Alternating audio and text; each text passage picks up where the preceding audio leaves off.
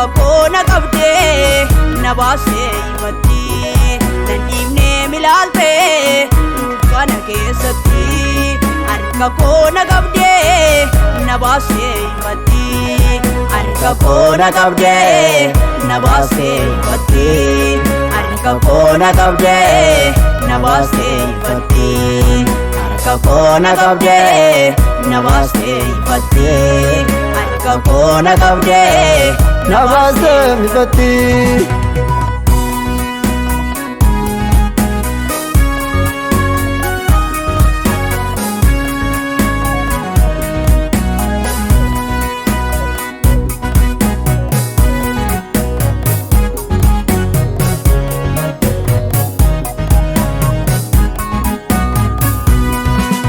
Chana kootati abdii amanama biyyuu wajadu waanuma barbaade naafsita amanama.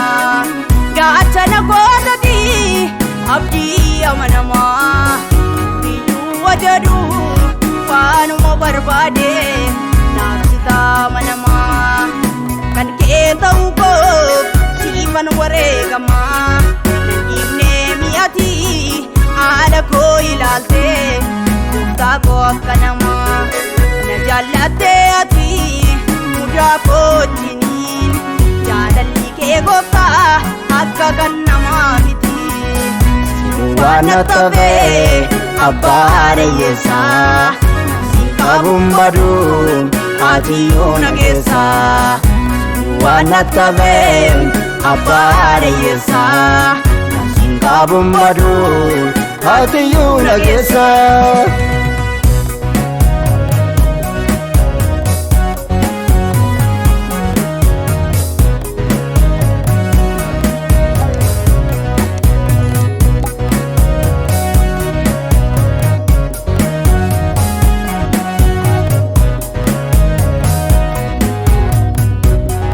Haala koo ilaalee gaafan gugumee abdii koo kutadhee bifni namummaa koos gaafa gadi dhume. Haala koo ilaalee gaafan gugumee abdii koo kutadhee bifni namummaa koos gaafa gadi dhume. Kootu yaada lagoo jetteetu na waan ta'e imimmaan ija koo aanarraa chi'attee yaaddoodhaaf siqii kaleessaa na irraanfachiiste.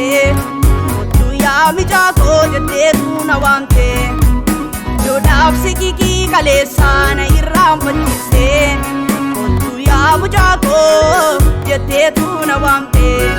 Natti dukkanaa'e jedhee gaafan boo'ee hin dukkanaa'e malee hin ooliyee namne.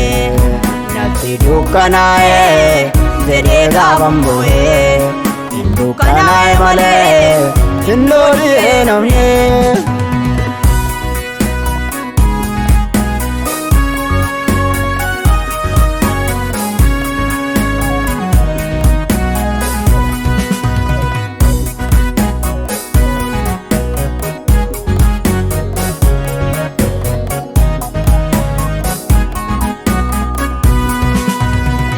Jedheera kunoo namantaatu sitti garuu naaf dhufeera utuun ittiin beekin koomiti.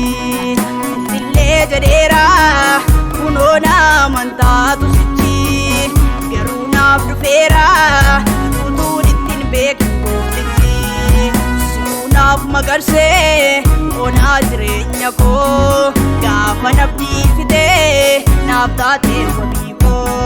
Naafiran daabarree muudama keessatti ariifattee dhuftee abdii dhumeerratti.